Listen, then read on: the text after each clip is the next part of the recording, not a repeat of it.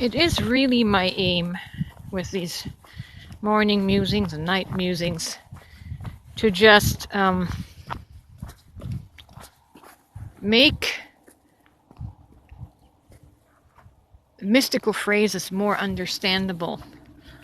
Like just to put it in practical, common terms so that it's easier to understand. For example, I never understood the concept of meditation as it was shrouded in the language of to have no thought or to take no thought, as Jesus said. Now, these things are shrouded in such mystery.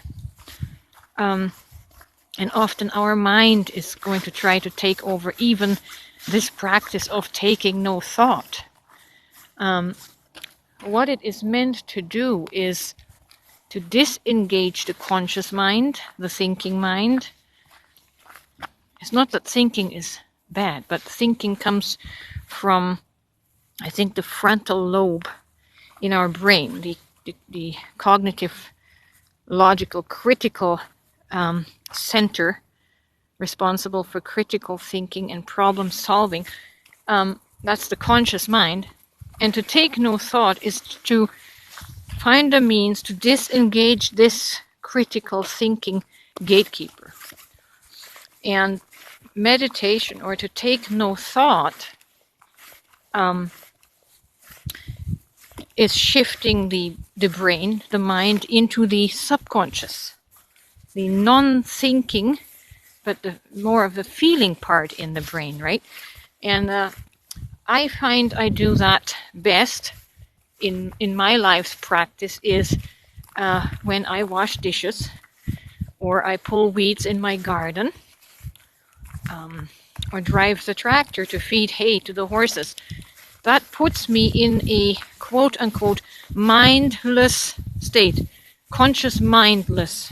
The conscious mind is disengaged, and the self-critic is shut down. Now you can achieve that through any playful activity.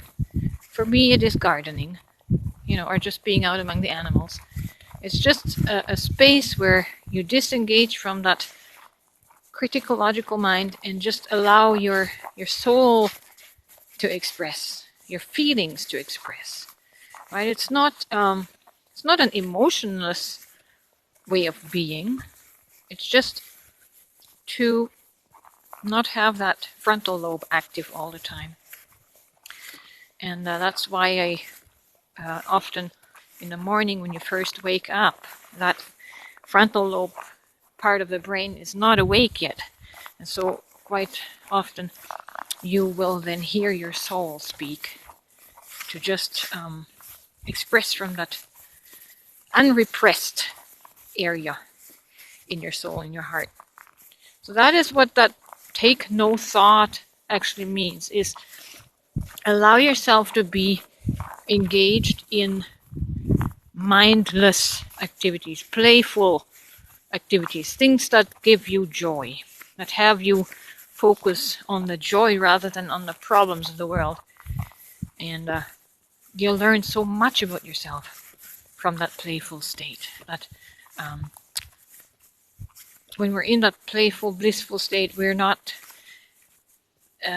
shrouded in our anxious thoughts and our fearful thoughts. It's a place of safety. In playfulness, we express who we really are. We don't have to have all these walls up, right?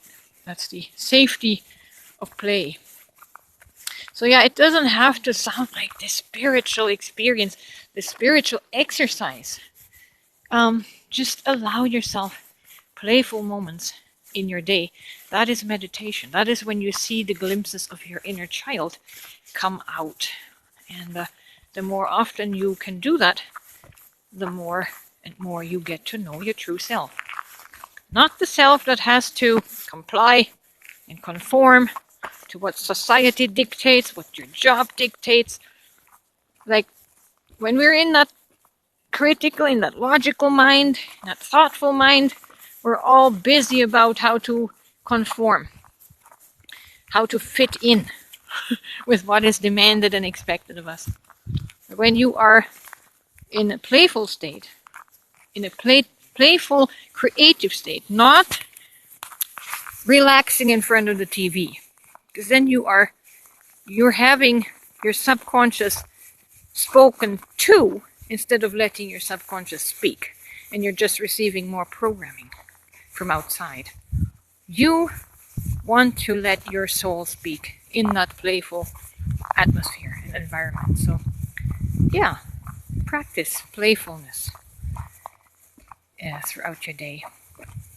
Let the inner child out to experience yourself in your innocence that has gotten lost over the years from all that life demands of us. Become as little children.